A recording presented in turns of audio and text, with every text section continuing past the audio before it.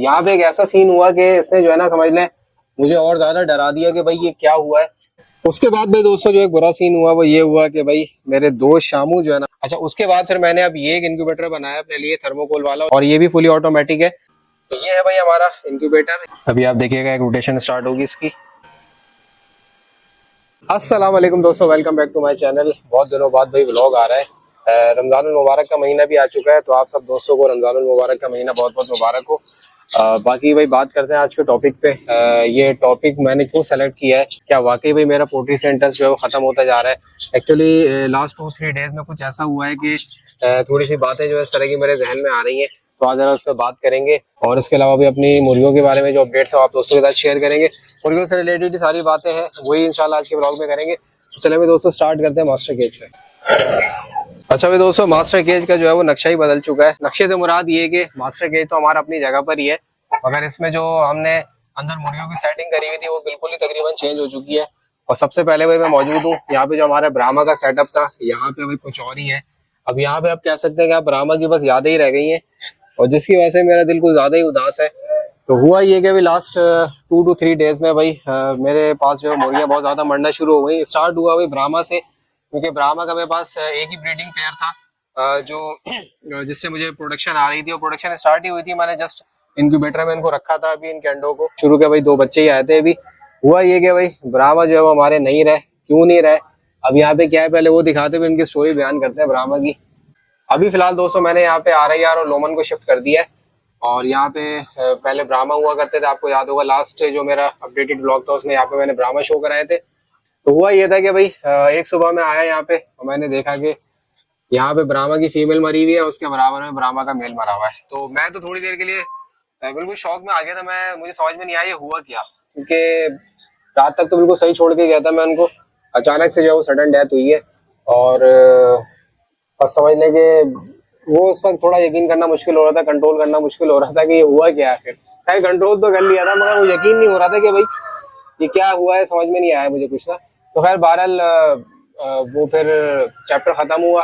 उसके बाद ये जगह मेरे पास खाली हो गई थी, तो इसमें मैंने सोचा कि अब थोड़ी सी जो है वो बर्ड्स को इधर उधर किया जाए। तो फिर मैंने वहां से यहाँ पे बेसिकली मेरे पास लोमन और RIR थे, इनको मैं यहाँ पे ले आया। नेक्स्ट डे मैंने देखा कि भाई यहाँ पे एक मेरी लोमन जो है वो बिल्कुल इस जगह पे मरी हुई है। अब वो भी मुझे समझ में नहीं आया कि आखिर वजह क्या हुई इसकी। बिल्कुल रात में सही ये मतलब कोई सिम्टम होते हैं ना कि कोई सिम्टम शो कर रही होती है कि हाँ भाई इसमें बीमारी आई है, उससे थोड़ा सुस्त हुई है, कोई सिम्टम नहीं। बस अगले दिन मैंने देखा यहाँ पे भाई वो मरी हुई थी, मतलब शिफ्टिंग के एक दिन बाद वो यहाँ पे मरी हुई मिली है मुझे। उसके बाद फिर यहाँ पे मैंने कुछ अपने RIR शिफ्ट कर दिए थे, वो आप दोस्तों को दिखाता हूँ। वैसे मैं आपको ये बताते चलूँ कि ये वाला जो मेरा अभी फ्लॉक है ना, ये सेल के लिए भी अवेलेबल है। लोमन जो है वो अंडे दे रही है माशाल्लाह से, और अभी इनके अंडे भी यहाँ पे मौजूद है। हाँ अंडे इसमें 2 प्लास्टिक के, पहले मैंने ब्राह्मा के लिए प्लास्टिक के रखे हुए थे, 2 प्लास्टिक के, बाकी एक लोमन का अंडा ओरिजिनल मौजूद है। और ये वैसे मुर्गियां माशाल्लाह सेट है, गर्मी की वजह से जरा हाफ रही है। और मुर्गा आप देखें RIR का माशाल्लाह बेहतरीन मुर्गा है ये, तो ये भी भाई सेल के लिए अवेलेबल है। इसके अलावा भी हमारा नीचे वाला जो फ्लॉक है वो पुराना वही चल रहा है, ये भी माशाल्लाह बिल्कुल सेट है। ये आप देख सकते हैं इनकी प्रोडक्शन भाई एज इट इज बहुत जबरदस्त आ रही है। अभी भी माशाल्लाह 3 अंडे मौजूद है, और ये मुर्गियां माशाल्लाह भरपूर अंडे दे रही है, रेगुलर अंडे दे रही है। खैर अब ये मुझे सेल ही करनी है। अभी अगर किसी को चाहिए हो, अगर एग पर्पस के लिए मुर्गियां जो रेगुलर जिनको एग्स चाहिए हो, तो उनके लिए भाई मुर्गियां अवेलेबल है। और माशाल्लाह बहुत अच्छी इनकी प्रोडक्शन है, एग प्रोडक्शन। और अगर कोई मुर्गा भी लेना चाहेगा तो मैं इनके साथ इंशाल्लाह मुर्गा भी दे दूंगा। तो ये है भाई ये वाला फ्लॉग माशाल्लाह से सेट है। बाकी आई थिंक मैंने लास्ट व्लॉग में ये शो किया था कि यहाँ पे मैंने कुछ RIR रखे थे, और हाँ आई थिंक मैंने लास्ट व्लॉग में शो किया था। 2 मुर्गियां मैंने यहाँ पे इस मुर्गे के साथ रखी थी, और इनकी माशाल्लाह प्रोडक्शन आ रही है। और इनके अंडे भी जो है वो इंक्यूबेटर में रखे हुए। अभी तक कोई इनका चूजा निकला नहीं है। अभी इंशाल्लाह इनकी ब्रीड आएगी तो वो भी सेल के लिए अवेलेबल होगी। मुर्गा माशाल्लाह बहुत अच्छा है। इस तरफ आओ ना तुम लोग, जरा धूप में खड़े हो नजर नहीं आ रहे सही, इस तरफ आओ। ये वही है येलो लेग्स वाली मुर्गियां है, मुर्गा भी हमारा येलो लेग वाला है, और इनके माशाल्लाह अंडे आ रहे हैं। और ये देखें मुर्गियां आ गई इधर, आओ शाबाश इधर आओ। ये देखें माशाल्लाह माशाल्लाह मुर्गे ये देखें बिल्कुल येलो लेग्स है। चेक करें ये आ गया मुर्गा, माशाल्लाह माशाल्लाह माशाल्लाह बहुत ह्यूज साइज है इस मुर्गे का। तो अभी इनके भी अंडे रखे हैं, इंशाल्लाह इसके बच्चे आएंगे ना, चूजे निकलेंगे तो फिर वो भी इंशाल्लाह ब्लॉग में शो कराऊंगा, वो भी सेल के लिए अवेलेबल होंगे। बाकी भाई यहाँ पे मैंने मजीद शिफ्टिंग करी थी, और एक नया फ्लॉग मैंने बनाया यहाँ पे RIR का। ये है भाई नया RIR का फ्लॉग। अब यहाँ पे क्या सीन हुआ, यहाँ पे एक ऐसा सीन हुआ कि इसने जो है ना समझ लें मुझे और ज्यादा डरा दिया कि भाई ये क्या हुआ है। एक लम्हे के लिए तो मुझे समझ में नहीं आया। बहरहाल हुआ ये कि ये वाला जो मुर्गा है ना, इस मुर्गे के साथ मैंने एक 11,000 की मुर्गी रखी हुई थी पहले छोटे पिंजरे में, तो उसको मैंने इसके साथ यहाँ पे शिफ्ट किया और कुछ मेरे पास पुराना फ्लॉक 11,000 का तैयार हो रहा था ये, और ये मुर्गियां सारी मैंने इनके साथ शिफ्ट करी है फ्लॉक बनाने के लिए। अब हुआ ये कि नेक्स्ट डे मैंने आके चेक किया तो इसके साथ जो पुरानी मुर्गी थी ना, मुर्गे के साथ, वो जो है बीमार हो गई। अच्छा, वो बीमार हो गया ना, यहाँ पे कोने पे बैठी हुई थी और उसके जो सिम्टम्स है ना वो तकरीबन एनडी वाले सिम्टम्स है। तो मैं तो भाई उस सब मुझे समझ में नहीं आया क्या करना है। अच्छा, होता ही है कि जब आपको लगे कि भाई एक दफा जैसे एनडी अगर आ गया है आपके सेटअप पे, तो फिर आप वैक्सीन नहीं कर सकते। और दूसरा ये कि मौसम भी ऐसा हो रहा है, इतनी शदीद गर्मी है, इस गर्मी में तो भाई वैक्सीन वगैरह तो वैसे ही नहीं होती। तो खैर बहरहाल ये सीन था। फिर मैंने उस मुर्गी को फौरन अलग किया, यहाँ से जो है उसकी जो चावल का छिलका वगैरह सारा हटाया, यहाँ पे डेटॉल का स्प्रे किया। एक घबराहट सी हो गई कि भाई अब क्या हो रहा है। तो खैर बहरहाल उस मुर्गी को मैंने नीचे जाके जो है वो रख दिया, क्वारंटाइन कर दिया उसको। अभी माशाल्लाह से वो कुछ बेहतर लग रही है, मगर वो बैठी भी है, उठ नहीं रही है। मतलब फेस उसका एक्सप्रेशन ऐसा है कि वो बैठी, मतलब बीमार इतनी ज्यादा लग नहीं रही, मगर वो बैठी हुई है पैरों पे, उठ नहीं रही है। पता नहीं उसको एंडी था या उसको लू लग गई थी, गर्मी हो रही थी इसकी वजह से लू लग गई थी, क्योंकि मोशन तो वो कर रही थी ग्रीन जिस तरह एंडी में होती है, और बिल्कुल बैठ गई थी मुर्गी। बहरहाल खैर वो भी सही है। उसके बाद फिर ये मुर्गी अभी माशाल्लाह से अभी तक सेट है, अल्हम्दुलिल्लाह सेट है माशाल्लाह से। तो इनमें कोई ऐसी प्रॉब्लम या सिम्टम्स दोबारा आए नहीं। उसके बाद भाई दोस्तों जो एक बुरा सीन हुआ वो ये हुआ कि भाई मेरे दो शामू जो है ना वो मर गए। मतलब शामू तो ऐसे हो गए थे 4 साढ़े 4 महीने के, माशाल्लाह से बड़े बड़े हो गए थे वो। अब वो ज्यादा बचे भी नहीं थे, बीच में एक शामू मरा था, उसके बाद एक जो है वो पैरालाइज हो गया था, फिर दो जो है इसके बाद शामू और मर गए। तो समझ लें अभी एक पैरालाइज और एक सही शामू जो है वो मौजूद है। शामू भी भाई दो मेरे कल जो है वो जा चुके हैं। तो बस ये इंसिडेंट हुआ था, ये तकरीबन 2 से 3 दिनों में सारी चीजें हुई हैं। इसकी वजह से थोड़ा सा दिल मेरा सा खराब सा होने लगा और मैं इंटरेस्ट लूज करने लगा थोड़ी देर के लिए। खैर बहरहाल हिम्मत मैंने अपने आप को बनाई कि नहीं भाई ऐसे नहीं करना। ये एक पूरे समझ ले साल से ऊपर हो गया मुझे सेटअप लेके चलते हुए और इस शौक को लेके चलते हुए। तो कुछ चीजें मैंने सोचा कि अब इनको रिवाइज करना है। रिवाइज ये करना है कि भाई मुझे जो चीजें एक दो चीजें समझ में आई वो ये कि एक्सट्रीम वेदर्स में ना, जैसे आपको पता है लास्ट 2-3 दिन से जो है बहुत शदीद गर्मी पड़ी है कराची में, एक्सट्रीम वेदर था। तो मैंने ये चीज रियलाइज करी कि एक्सट्रीम वेदर में एक तो एक्स्ट्रा ख्याल रखना है, क्योंकि चेंजिंग जब मौसम की होती है ना, तो मैंने एक चीज नोटिस करी है, इसी में बर्ड्स इफेक्ट होती है। कोई भी प्रॉब्लम आती है ना इनको ज्यादातर जब सर्दी आ रही होती है जा रही होती है, चेंजिंग ऑफ वेदर होता है ना, इसमें ये मसाइल आते हैं। तो इस चीज का जो है ना मुझे नेक्स्ट टाइम से बहुत ज्यादा ख्याल रखना होगा कि जैसे ही मुझे फील हो कि यार कोई वेदर चेंज हो रहा है तो उसमें क्या प्रिकॉशन लेनी चाहिए, वो मुझे प्रिकॉशन लेनी पड़ेंगी। तो बहरहाल ये सारी चीजें थी जो सब कुछ हुआ। जरा इंक्यूबेटर और आपको रूटर दिखा देते अभी मेरे पास क्या चल रहा है। अच्छा भाई दोस्तों, आपको याद होगा लास्ट मैंने व्लॉग में जो इंक्यूबेटर दिखाया था वो लकड़ी वाला इंक्यूबेटर था, फुली ऑटोमेटिक। तो उसके 2 पीस मैंने बनाए थे, दोनों माशाल्लाह से सेल हो गए थे और वो कस्टमर के पास जा चुके थे, उनके पास माशाल्लाह से हैचिंग भी हो गई है। अच्छा, उसके बाद फिर मैंने अब ये एक इंक्यूबेटर बनाया अपने लिए थर्मोकोल वाला, और ये भी फुली ऑटोमेटिक है। अब मैंने फर्स्ट टाइम जो है वो इंक्यूबेटर जो ये बनाया थर्मोकोल वाला, ये ऑटोमेटिक बनाया है, और इससे पहले मैं मैनुअल वाला बना रहा था, वो आप दोस्तों ने देखा ही होगा। तो जरा इसके आप दोस्तों को फीचर ही बता देता हूँ।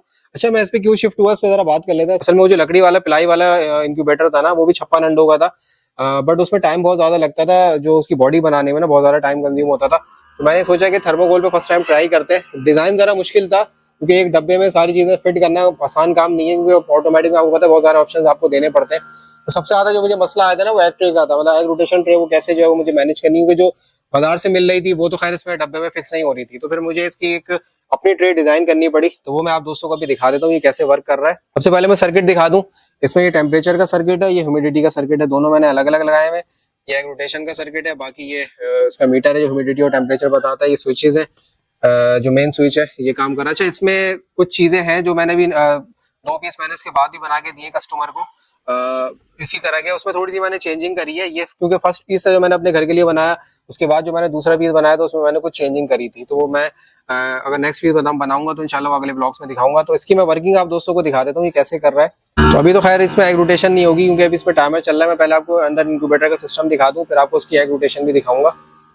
तो ये है भाई हमारा इंक्यूबेटर। यहाँ पे भाई इसका ह्यूमिडिटी का सिस्टम है, ये मैंने ऊपर लगाया हुआ है, और यहाँ से आप देखें ह्यूमिडिटी बन रही है और ये सब जगह जो है वो डिस्ट्रीब्यूट हो रही है। इसके अलावा भाई ये हमारा वही हीटर है और ये इसका सेंसर है ह्यूमिडिटी का और इसका टेम्परेचर का। बाकी ये मैंने अंडे रखे हुए हैं, और एक अभी भाई ये चूजा निकला हुआ है, ये हेरिटेज का चूजा है, RIR हेरिटेज का, अभी सुबह ही निकला है, अभी आराम फरमा रही है। बाकी ये तकरीबन 50 अंडों की इसमें कैपेसिटी है। ये अभी अंडे मैंने रखे हुए इसमें, और इसको मैं बंद कर देता हूँ, ह्यूमिडिटी जो है वो उसकी ज़ाया हो रही है। बल्कि थोड़ी देर के लिए मैं इसको बंद कर देता हूँ ताकि आपको प्रॉपर्ली मैं दिखा सकूँ। तो ये है भाई ह्यूमिडिटी का सिस्टम इस तरीके से काम कर रहा है। जब ये अपनी डिजायर्ड उस पर ह्यूमिडिटी पे आ जाएगा जो सेट की हुई है, तो फिर ये यहाँ से ऑफ हो जाएगा। तो ये सारा भाई एक ही डब्बे में मैंने इसको एडजस्ट कर लिया। ये भाई इसकी एग रोटेटिंग की मोटर है और मैं इसकी एग रोटेशन भी आप दोस्तों को दिखा देता हूँ। अभी आप देखिएगा एग रोटेशन स्टार्ट होगी इसकी।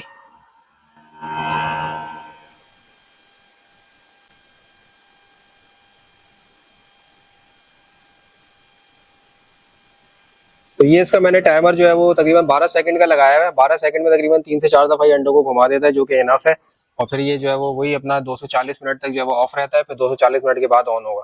तो ये बेसिकली इसका फुली ऑटोमेटिक का सिस्टम है। तो अब अगर मैं कोई कस्टमर्स के लिए बनाऊंगा तो इंशाल्लाह इस तरह का बनाऊंगा, क्योंकि ये थोड़ा सा कॉस्ट में भी काम है। लकड़ी वाला क्योंकि वो महंगा पड़ रहा था कॉस्ट में, क्योंकि लकड़ी की बॉडी आपको पता है महंगी होती है। तो इस हिसाब से फिर मैंने अब ये डिजाइन किया है। तो अब जो इंशाल्लाह नेक्स्ट ऑर्डर्स होंगे वो इसी पे ही मैं करूंगा, इसी डिजाइन पे करूंगा। तो और ये प्राइस भी जो है कस्टमर्स को इंशाल्लाह कम पड़ेगी। तो अब जरा भाई बात कर लेते हैं ब्रूडर की। अच्छा भाई दोस्तों, ब्रूडर में इस वक्त मेरे पास 4 चूजे मौजूद है और ये माशाल्लाह से हेरिटेज के चूजे हैं। ये माशाल्लाह काफी बड़े हो गए हैं। अभी ये आई थिंक 20 से 25 दिन के हो गए होंगे। इनको मुझे ब्रूडर से अब निकालना भी है, अभी इनके लिए दूसरी जगह सेट करनी है। तो ये वैसे सेल के लिए अवेलेबल है, किसी भाई को चाहिए हो तो वो रब्ता कर सकते हैं। और हेरिटेज के हैं ये, प्योर हेरिटेज के। तो माशाल्लाह से ये भी हेल्दी एंड एक्टिव है।